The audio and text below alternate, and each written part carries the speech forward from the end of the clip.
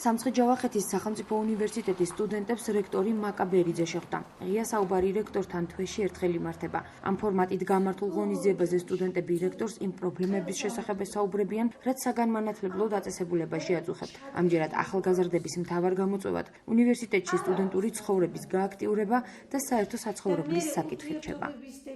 Aktuალური პრობლემა არის სტუდენტური ცხოვრების გამოცოცხლების პრობლემა, ან სტუდენტების აქტიურობა, უფრო გააქტიურება და სხვადასხვა აქტივობებში ჩართულობა და ამას გარკვეულ პრობლემებს უქმნის ის შესაძლებლობები, რომ სტუდენტები რაიონებიდან დადიან, აქ ბევრი არ არის ფიზიკურად ხოლმე და ლექციების დამთავრების შემდეგ მიდიან პირდაპირ სახლში. ესეთ სახის შეხვედრები ძალიან აუცილებელია ჩვენს უნივერსიტეტში, იმიტომ რომ როდესაც ხვდებით რექტორს, ანუ ვიზიარებთ იმ პრობლემებს, რაც უნივერსიტეტში გვაქვს და შესაბამისად ის ცდილობს, რომ მოაგვაროს ეს პრობლემები და ანუ შეიძლება ყველა პრობლემა ვერ მოგვარდეს ამომწურავად, მაგრამ ანუ ცდილობს, რომ გარკვეულწილად მაინც რაღაც პრობლემები მოაგვაროს და ბოლომდე იყოს სტუდენტების უფლებები დაცული. შეთანხმებულები, რომ ეს შეხვედრა არ მზადდება წინასწარ.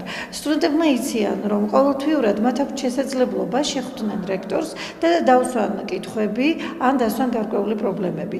და ასევე ვართ შეთანხმებული. ერთი სტუდენტიც კი თუ ჩათვლის საჭიროდ რექტორთან შეხვედრას, მისთვის განკუთვნილი 1 საათის განმავლობაში ეს შეხვედრა გაიმართება.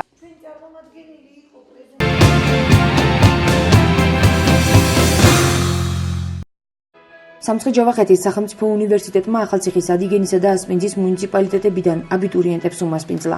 ღია კარის დღეზე უნივერსიტეტის მიერ გამოცხადებულ კონკურსში გამარჯვებულები დააჯილდოვეს. კონკურსანტებმა ერთწუთიანი ვიდეო რგოლი მოამზადეს, სადაც საუბრობენ თუ რატომ სურთ სწავლის გაგრძელება სამცხე-ჯავახეთის სახელმწიფო უნივერსიტეტში.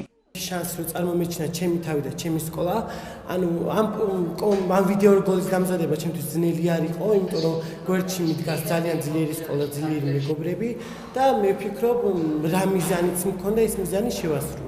გამომდინარე იქიდან, რომ პირველად მონაწილეობდი ასეთ პროექტში, ძალიან რთულიც არ ყოფილა, იმიტომ რომ ადვილია, როდესაც რაიმე ჩვენი აზრის გაზიარება გვინდა ჩვენი ტოლებისთვის და მით უმეტეს ის არის ადვილი, როდესაც რაიმე მოგწონს ან ჩვენი მიზანია და მოუწოდებთ სხვებსაც, რომ თქვათ ჩააბარო სამცხე-ჯავახეთის უნივერსიტეტში, რადგან მეც ვირჩევ ამ უნივერსიტეტს და ვფიქრობ, რომ სხვებმაც უნდა აირჩიონ. მით უმეტეს ამ რეგიონში მცხოვრებმა ახალგაზრდებმაც. ვიდეოში ყურადღება ხარისხიან განათლებაზე, კვალიფიციურ პროფესორებსა და გაცვლით პროექტებზე გაამახვილეს. გამარჯვებული 21 ვიდეო რგოლით კოლაჟი აწყეს და დამსწრე საზოგადოებას წარუდგინეს. დღეს საშუალება მოგვეცა, მიგვიღო კონკურსში მონაწილეობა და ჩვენმა ბავშვებმა სრულიად გაიმარჯვეს, ყველანი ჯგუფურად. მნიშვნელოვანი იყო ამ ვიდეო რგოლში მონაწილეობის მიღება იმ თვალსაზრისით, რომ ჩვენი რეგიონის ერთადერთი აკრედიტებულ უნივერსიტეტში მოხვედრილი იყვნენ ჩვენი ბავშვები და ინტერესი ამ უნივერსიტეტის მიმართ უფრო ამაღლდა, უფრო მოტივირებულები გახდნენ ბავშვები, რომ აუცილებლად გახდნენ ამ უნივერსიტეტის სტუდენტები. გაოცებული დავრჩი, იმდენად ბევრი იყო სურველი და იმდენად კარგი გზავნილები მოვისმინეთ ჩვენი აბიტურიენტებისგან და ჩვენ მე განსაკუთრებით აღფრთოვანებული იმით გახლავართ, რომ დარწმუნებული ვარ, ჩვენი ახალგაზრდები ზუსტად იგებენ ჩვენი უნივერსიტეტის მისიას და სწორი გზავნილები ჰქონდათ ჩვენთან, ხარისხიანი განათლება, პროფესურის მაღალი დონე, უცხოურ გაცვლით პროგრამებზე შანსი, სტუდენტური და ახალგაზრდული მრავალფეროვანი ცხოვრება და ყველაზე მთავარი, უშუალოდ თავის საცხოვრებელ ადგილთან ახლოს მაღალხარისხიანი განათლების მიღება და საინტერესო სტუდენტური ცხოვრების პერსპექტივა. კონკურსში 50-ზე მეტი აბიტურიენტი მონაწილეობდა, მათ შორის ახალციხის პირველი, მე-6 და დამოუკიდებელი სკოლა მზექა, ასევე ადიგენის და ასპინძის მუნიციპალიტეტების საჯარო სკოლები.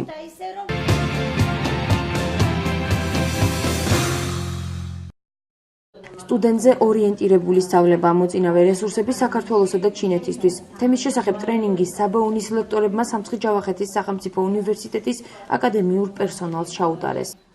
პედაგოგზე ორიენტირებული სწავლება ფაქტობრივად არ არის ისეთი შედეგიანი, როგორც სტუდენტზე ორიენტირებული სწავლება, რომელიც გულისხმობს არა მხოლოდ ცოდნის გადაცემას, არამედ იმ უნარჩვევების დაუფლებას, რაც ძალიან მნიშვნელოვანია სტუდენტისთვის. ფაქტობრივად სტუდენტი არის თანამონაწილე, ჩართულია ყველა პროცესში. გამიზნულია პროფესორმა სწავლებლებისათვის და რა თქმა უნდა ეს ეხება თანამედროვე სწავლების მეთოდებს. ჩვენი პროფესურა რა თქმა უნდა სწავლების თანამედროვე მეთოდებში გადამზადდა.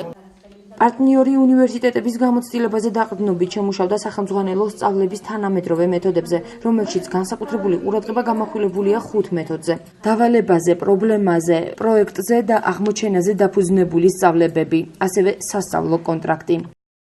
ინფორმაციის მიწოდება უნივერსიტეტის პროფესორისათვის. ეს ტრეინინგ მოდული, რომლის მიხედვითაც დღეს ჩვენ ხელმძღვანელობდით, მომზადებული არის ერაზმუს პროგრამის ფარგლებში სულხან საბა ორბელიანის უნივერსიტეტის პროფესიული განვითარების ცენტრის თანამშრომლების მიერ. შეხვედრის მიზანი ინტერაქციული სწავლების მეთოდებზე პროფესორებისთვის ინფორმაციის მიწოდება იყო.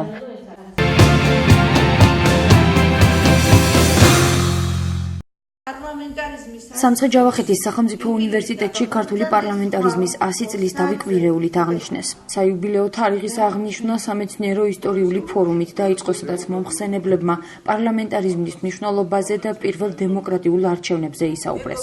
13 მარტს კულტურის სამსახურის ინიციატივით სტუდენტებმა ლიტერატურული ღონისძიება ჩვენი სამშობლო გამართეს. გადავწყვეტ რაიმე განსაკუთრებული შეგვეთავაზებინი ჩვენი სტუდენტებისთვის და დაკომპლექტდა პროგრამა საერთო ჯამში ფარნავაზიდან მოყოლებული 21 საუკუნის ჩათვლით, რა გაიარა საქართველომ თითოეული მეფის ისტორია და ის კონკრეტული მომენტები, რაც საქართველოს ისტორიისთვის მეტად მნიშვნელოვანი ფაქტია. 14 მარტს ამავე დარბაზში ანსამბლმა ვარძიამ და უნივერსიტეტის სტუდენტმა ანა კაცაძემ დასკვნითი კონცერტი გამართა. ღონისძიებას ახალციხის და ასპინძის ადგილობრივი ხელისუფლების წარმომადგენლებიც ესწრებოდნენ. საქართველოს უნივერსიტეტებში იმართება პარლამენტის 100 წლისთავისადმი მიძღვნილი ღონისძიებები და რა თქმა უნდა ჩვენი უნივერსიტეტიც აქტიურად იყო ამ ღონისძიებაში ჩართული, ვინაიდან დღეს არის დასკვნითი კონცერტი, მისთვისაც აღსანიშნავია, ყველა მოვიდა დაინტერესებული ადამიანი. საქართველოს პარლამენტს ერთ საუკუნოვანი ისტორია აქვს, ეს არ არის პატარა საქმე, ამიტომ ყველანაირად გვერდში გომაჭირდება მას, რომ ყველგან აიღნიშნოს 100 წლისთავის იუბილე, რითაც ჩვენ სამცხე-ჯავახეთის არ არის გამონაკლისი. ძალიან მიხარია ასეთი გამოსვლები. ხალხი მიყურებს, მიცნობს უკვე, ცნობილი ხდები და ეს ჩემთვის კარგია და ჩემი ანსამბლიც უკვე თავისთავად ცნობილი ხდება ასეთ კონცერტებით. ანსამბლ ვარძიის კონცერტით სამცხე-ჯავახეთის სახელმწიფო უნივერსიტეტში ქართული პარლამენტარიზმისადმი მიძღვნილი კვირეული დასრულდა.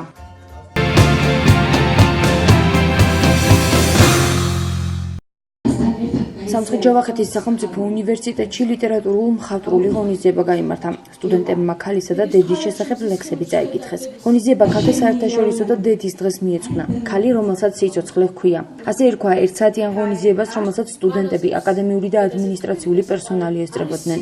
საღამოს ორგანიზება უნივერსიტეტის საზოგადოებასთან ურთიერთობის განყოფილების თანამშრომლებმა გაუწიეს. შეხვედრის ბოლოს სტუდენტებმა დამსწრეებს ყვავილები დაურიგეს. ძალიან კარგი გამოვიდა და საკმაოდ პოზიტიური განწყობა მიიტანა მსმენელამდე ჩვენმა ღონისძიებამ და ვიღებდით ამას მონაწილეობას როგორც ზოგადად სტუდენტები, ისე თვითმმართველობა. მეგობარმა მითხრა ამ ღონისძიებაზე, მეც ჩავერთე, დავეთანხმე, წავიკითხე რამდენიმე ლექსი, იოსებ ნონეშვილის ლექსი წავიკითხე, დედა, ეძღვნებოდათ ქალებს ძირითადად ლექსები. იდეა ეკუთვნოდა უნივერსიტეტის საზოგადოებასთან ურთიერთობის განყოფილებას და ღონისძიებაში მონაწილეობდნენ ჩვენი უნივერსიტეტის სტუდენტები სხვადასხვა ფაკულტეტებიდან. ჩვენ ეს ორი დღესასწაული, მარტის დღესასწაულები გავაერთიანეთ ერთ ღონისძიებაში და მას პირობითად უწოდეთ ქალი, რომელსაც ჰქვია სიცოცხლე, რადგან ვფიქრობთ, რომ ქალი სიცოცხლის საწყისი და შემოქმედია.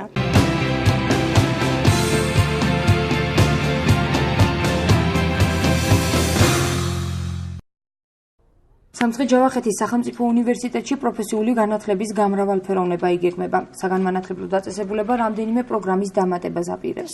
ამ პროგრამების მნიშვნელობაზე უნივერსიტეტის რექტორმა ისაუბრა. მაკაბერიძის თქმით, პროფესიული განათლების ხელშეწყობამ უნივერსიტეტის სტრატეგიულ გეგმაში პრიორიტეტული ადგილი დაიკავა.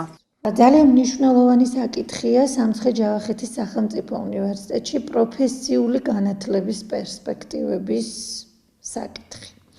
უნივერსიტეტი მოგეხსენებათ ახლა იმ ეტაპზეა, როდესაც თავის სტრატეგიულ გეგმას შეიმუშავებს და მინდა მოგახსენოთ, რომ უკვე შევიმუშავეთ სტრატეგიული გეგმა, რომელიც საყოველთაოდ გაზიარებულია უნივერსიტეტის თანამშრომელთა მიმართ, ვაცნობთ ამ სტრატეგიულ გეგმას სტუდენტებსაც. და ერთ-ერთი პრიორიტეტი წლევანდელ წელს ჩვენი სტრატეგიული გეგმის არის პროფესიული განათლების ხელშეწყობა. პროფესიული განათლების ხელშეწყობა არა მხოლოდ პროგრამების, არამედ უნივერსიტეტის სტრუქტურის დონეზე. მოგახსენებთ, რომ გადაწყვეტილი გვაქვს შევქმნათ სტრუქტურული ერთეული. ამ ეტაპზე ჩვენ ამ სტრუქტურული ერთეულის იურიდიულ სტატუსზე მსჯელობთ. გვაქვს რამდენიმე მოსაზრება ამასთან დაკავშირებით, შესაძლებელია ჩამოვაყალიბოთ გარკვეული იურიდიული სტატუსის მქონე პროფესიული კოლეჯი და შესაძლებელია სტრუქტურული ერთეული ჩამოვაყალიბოთ, ისეთი როგორიც არის მაგალითად პროფესიული განათლების ცენტრი ან პროფესიული განათლების განვითარების სამსახური და ასე შემდეგ. თავარი ერთი რამ გახლავთ, რომ პროფესიული განათლება გვინდა რომ განათლებას გსურს რომ მდგრადი საფუძველი შეუქმნათ სამცხე-ჯავახეთის სახელმწიფო უნივერსიტეტში. მეორე მნიშვნელოვანი საკითხი, რომელიც ჩვენს უნივერსიტეტში პროფესიულ განათლებას უკავშირდება, ეს არის ადგილმდებარეობა. თუ სტრუქტურული ერთეული ჩამოყალიბდა, თუ კოლეჯი გაიხსნა და ერთ-ერთი აუცილებლად იქნება, სად იფუნქციონირებს ეს პროფესიული სასწავლებელი. პროგრამების უმრავლესობა განხორციელდება მესამე კორპუსთან ახალქალაქში, ხოლო გარკვეული პროგრამები გვექნება ახალციხეშიც. მიღებულია გადაწყვეტილება, რომ სრული რეაბილიტაცია განხორციელდეს ახალქალაქში არსებული კორპუსების სწორედ პროფესიული პროგრამების სპეციფიკის გათვალისწინებით. შენობის რეაბილიტაციისთვის გამოყოფილია უკვე თანხა და ჩვენ უახლოეს პერიოდში, როდესაც დავაზუსტებთ პროექტს რეაბილიტაციისას, ამ თანხას მივიღებთ განათლების, მეცნიერების, კულტურისა და სპორტის სამინისტროსგან. რა უპირატესობა აქვს აქვე დავსვამდე კითხვას უნივერსიტეტის ფარგლებში პროფესიული კოლეჯის ან პროფესიული საგანმანათლებლო პროგრამების არსებობას? პირველი, ჩვენ უზრუნველყოფთ განგრძობითობას. რას ნიშნავს განათლების განგრძობითობას? რას ნიშნავს ეს? სტუდენტს, რომელსაც ვერ გაუმართლა და ამის გამო ან არ ჰქონდა სურვილი და ამის გამო არ ჩაირიცხა საბაკალავრო პროგრამაზე, ასეთ კურსდამთავრებულს სკოლისას საშუალება ექნება, რომ ჩვენს პროფესიულ პროგრამებზე ჩააბაროს, მიიღოს სახელმწიფო უმაღლესი სასწავლებლის დიპლომი და ყველანაირი მხარდაჭერა სახელმწიფოს მხრიდან პროფესიული პროგრამების კურსდამთავრებულებისთვის სახეზეა.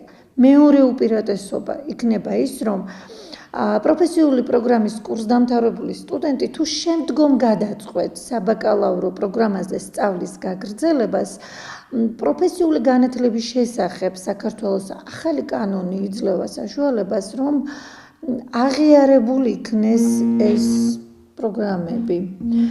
და კიდევ ერთი მნიშვნელოვანი საკითხი, რომელიც ვთქვათ სტუდენტებისთვის არის და იქნება საყურადღებო, ახალქალაქში არსებული საერთო საცხოვრებელია, რომელიც შეგვიძლია შევთავაზოთ პროფესიულ პროგრამებზე მოსულ 190-ზე მეტ სტუდენტს. ჩვენ ამდენი საშუალება გვექნება. ჩვენ არც ერთ პროგრამაზე არ ვიტყვით უარს, თუ თვითონ მოდულები არ გაუქმდა, ასე ვთქვათ, და მოდერნიზება არ განიცადა. ახალციხეში ჩვენ დიდი სიამოვნებით მინდა მოახსენო საზოგადოებას, რომ დავამატებთ ჟურნალისტიკის მიმართულებით ორ პროგრამას, აუცილებლად სტუდენტებს ექნებათ შესაძლებლობა და მსურველებს, რომ ეს პროფესიული პროგრამა გაიარო ჟურნალისტიკის მიმართულებით, ხოლო ახალ ქალაქში სერიოზულად ვფიქრობთ ვეტერინარიის პროფესიული პროგრამის, ასევე ვფიქრობთ რძის და ხორცის გადამუშავების მიმართულებით პროფესიული პროგრამების, ასევე ვფიქრობთ მსუბუქი ავტომანქანის შეკეთების, ეს იგულისხმება ძრავის შეკეთება, სავალი ნაწილის შეკეთება, ელექტრონული ნაწილის შეკეთება, ელექტრიკოსის შემდუღებლის სატყეო საქმის, საბაჟო საქმის პროფესიული პროგრამების გახსნას. ერთი სიტყვით ვფიქრობთ, რომ ძალიან სერიოზული პერსპექტივები აქვს უნივერსიტეტს პროფესიული განათლების კუთხითაც.